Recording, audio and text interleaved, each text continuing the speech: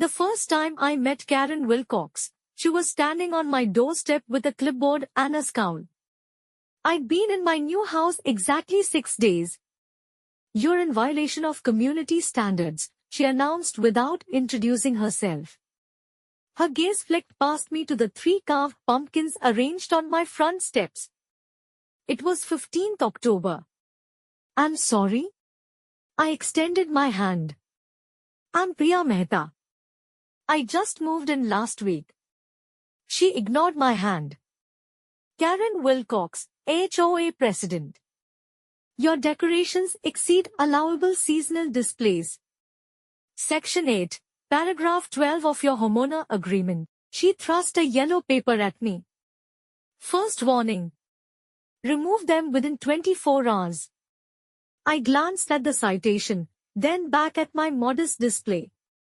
"They're just pumpkins. 3 is excessive. The guidelines permit 1 seasonal decoration per visual plane.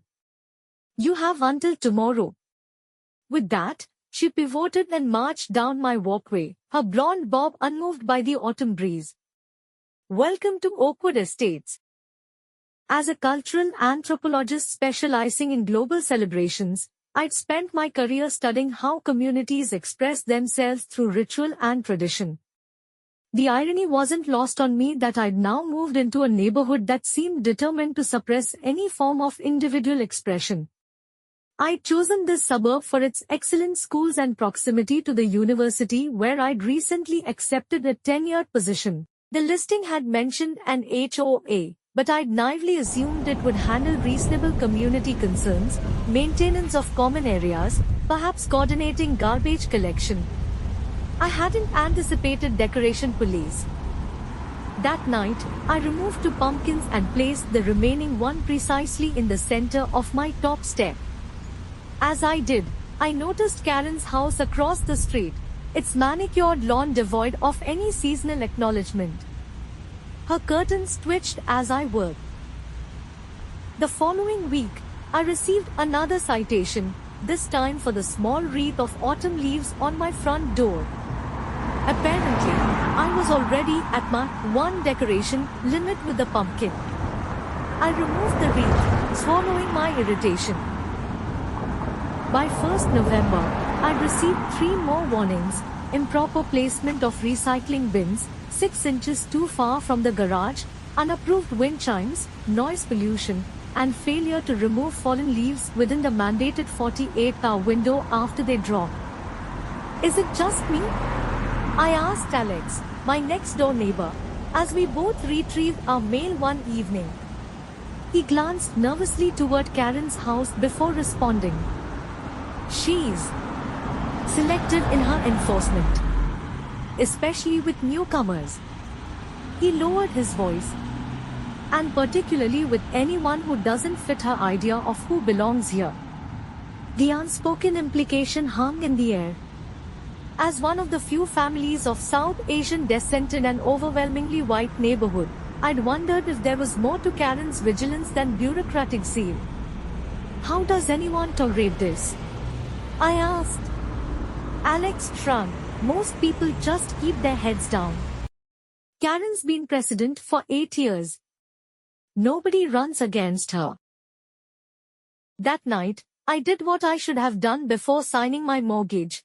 I read the entire HOA agreement, all 64 pages of dense legalese. I wasn't looking for loopholes, not yet. I just wanted to understand the rules I was supposed to follow. Around 2 a.m., I found it.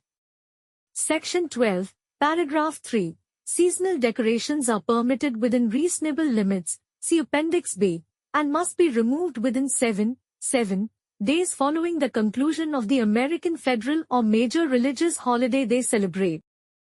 Appendix B further specified that excessive meant more than 1 decoration per visual plane from the street. But the key was what wasn't there: no limitation on which holidays could be celebrated, how many different holidays could be celebrated simultaneously, or any requirement that residents personally observe said holidays. As a scholar of global celebrations, I suddenly saw the possibilities unfold before me. The world celebrates thousands of holidays, with something happening almost every day of the year somewhere. If I couldn't express myself through quantity, I would do it through diversity. My plan began with Diwali, which conveniently fell the following week. I placed a single, beautiful brass lamp, a traditional diya, on my front step, removing the pumpkin. When Karen marched over to investigate, I calmly explained it was a religious holiday decoration, pointing to the specific bylaw provision. Her lips compressed into a thin line, but she couldn't argue with her own rules. It needs to be removed within 7 days after the holiday, she reminded me sharply. Of course, I agreed pleasantly. On the 7th day, I replaced the diya with a small Swedish Lucia crown of candles, electric, for safety, to mark St. Lucia Day, an important Scandinavian celebration. When that holiday passed, I installed a subtle but beautiful Japanese kadomatsu for the new year. Each decoration was singular, tasteful, and accompanied by a small informational card explaining its cultural significance, educational material, not a decoration. I meticulously photographed each installation and kept a calendar of rotation dates to ensure I was following the 7-day removal rule to the letter. Karen's frustration grew visible. Twice more she appeared on my doorstep with citations, but each time I calmly explained which global holiday I was celebrating and pointed to the specific language in the HOA agreement. I kept my tone professional and my documentation meticulous. This is not the spirit of the rule, she finally snapped during one confrontation. But it is a letter of it, I replied. And I believe the HOA operates on written regulations, not subjective interpretations.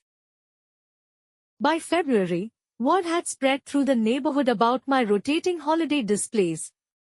To my surprise, I began receiving visitors, first a few curious neighbors, then parents with children wanting to learn about different cultures. My daughter's doing a school project on global traditions, explained one mother somewhat sheepishly at my door.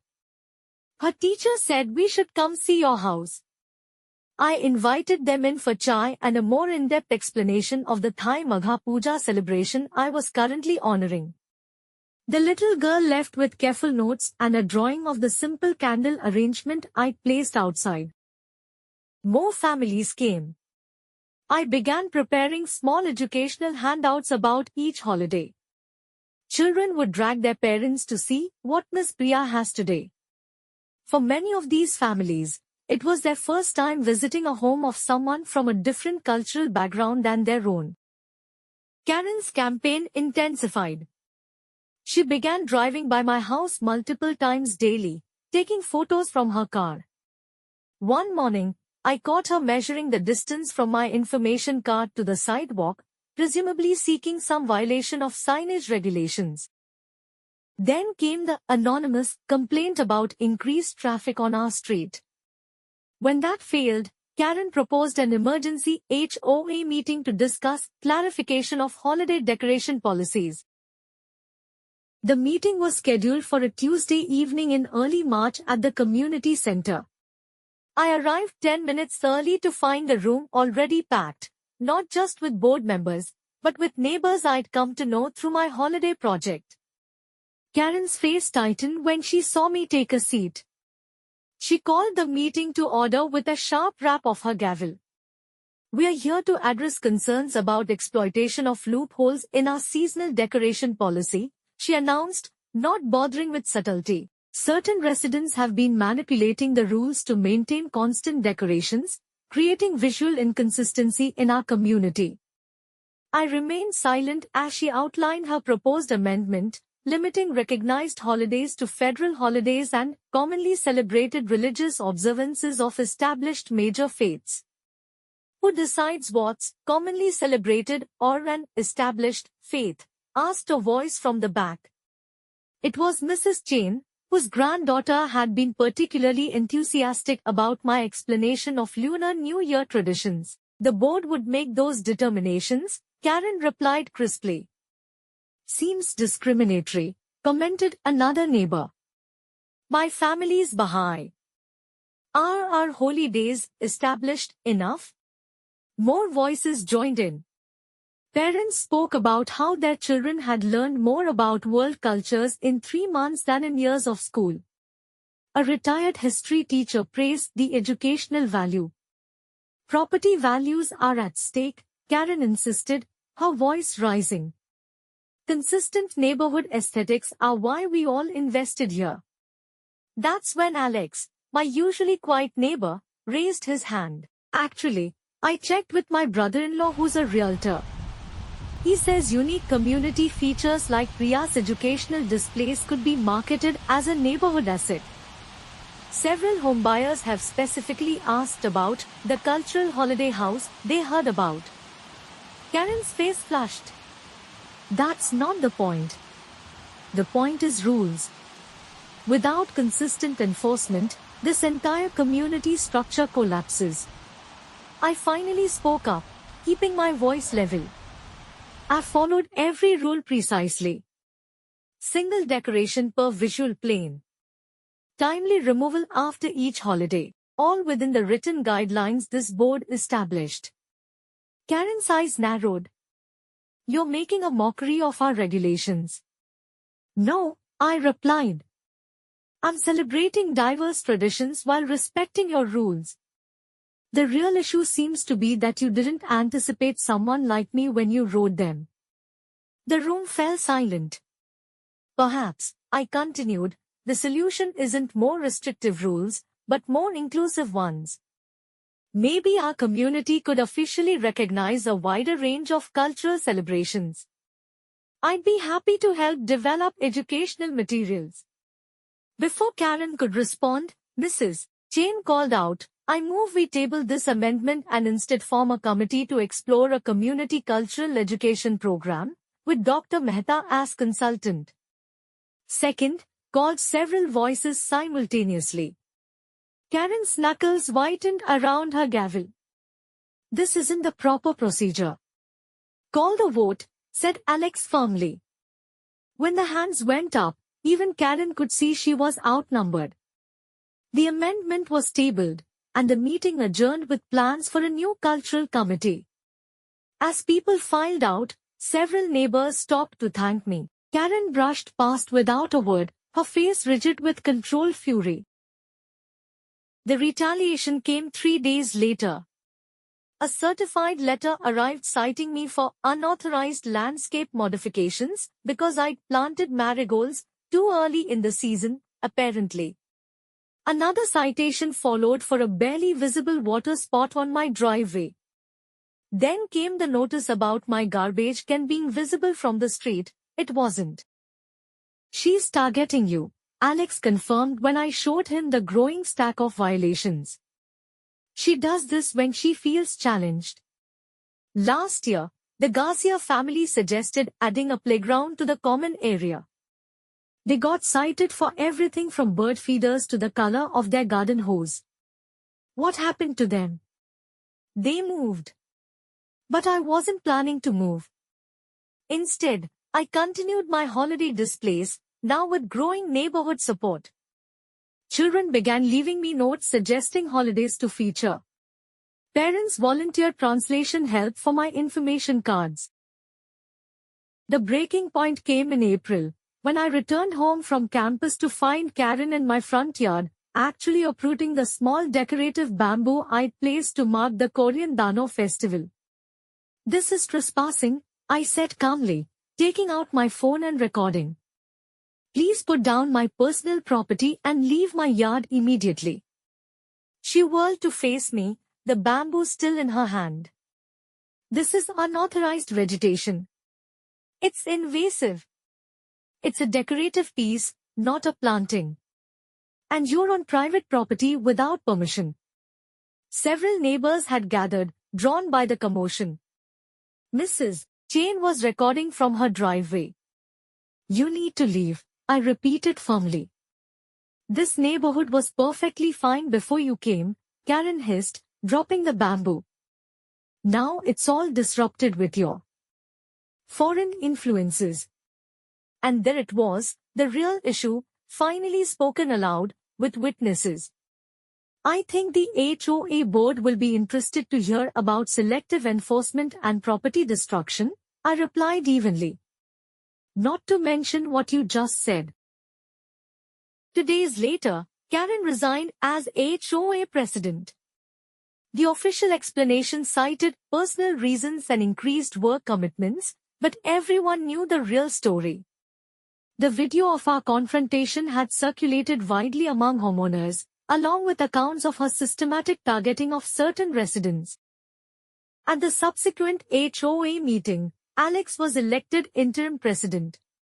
His first official act was to establish a cultural celebration committee, with me as chair. Our mandate: develop guidelines for recognizing and celebrating diverse traditions throughout the neighborhood.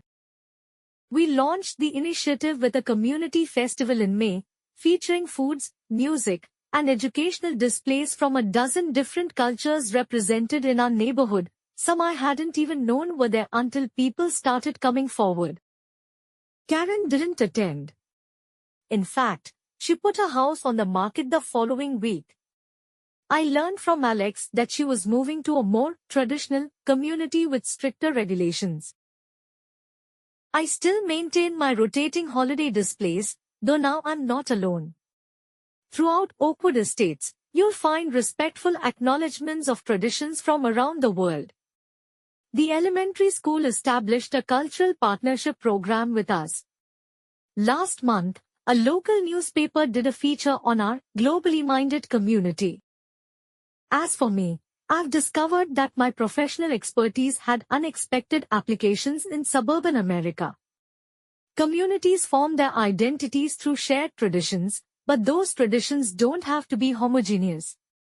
Sometimes, the most powerful form of resistance isn't confrontation, but simply making space for something new to grow. Yesterday, a moving truck arrived at Karen's former house. I baked a cardamom cake, celebrating Scandinavian midsummer, of course, and walked over to welcome my new neighbors. Fair warning, I said with a smile, handing them the cake. This neighborhood takes its celebration seriously. Please like and subscribe for more great revenge videos. We'd love to hear about your favorite HOA revenge stories. Please feel free to comment.